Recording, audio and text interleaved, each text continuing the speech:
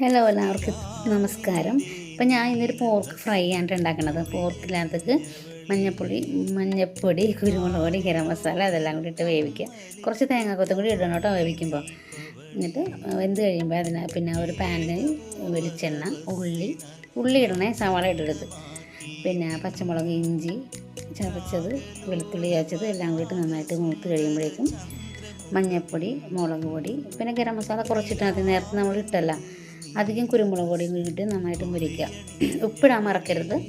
നന്നായിട്ട് മുരിഞ്ഞ് കഴിയുമ്പോഴേക്കും ഈ വെന്ത പോർക്ക് നമ്മൾ ഇതിനകത്ത് കൊട്ടിയിട്ടിട്ട് നന്നായിട്ട് വരട്ടി പിന്നെ കുറച്ച് ആ നെയ്യ് ഞാൻ മാറ്റി കേട്ടോ. ആ നെയ്യ് എടുത്തില്ലായിരുന്നു.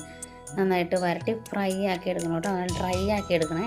കറുത്ത നിറം, നിറം വരുമ്പോഴേക്കും അതിനകത്തേക്ക് കുരുമുളക് പൊടി, പിന്നെ കുറച്ച് ചതച്ച് പെരുംജീരകവും കുറച്ച് വേപ്പിലയും കൂടി ഇട്ടിട്ട് ഒന്നുകൂടി നന്നായിട്ട് ഡ്രൈ ആക്കി എടുക്കണം. നല്ല മണം ഉണ്ട്. അപ്പം അങ്ങനെ നല്ല കറുത്ത നിറത്തിലായി വരും. അപ്പോഴേക്കും നമുക്ക് എന്തിൻ്റെ കൂടെ വേണമെങ്കിലും കഴിക്കാം. ചോറിൻ്റെ കൂടെയോ അപ്പത്തിൻ്റെ കൂടെയോ എങ്ങനെ വേണമെങ്കിലും കഴിക്കാം.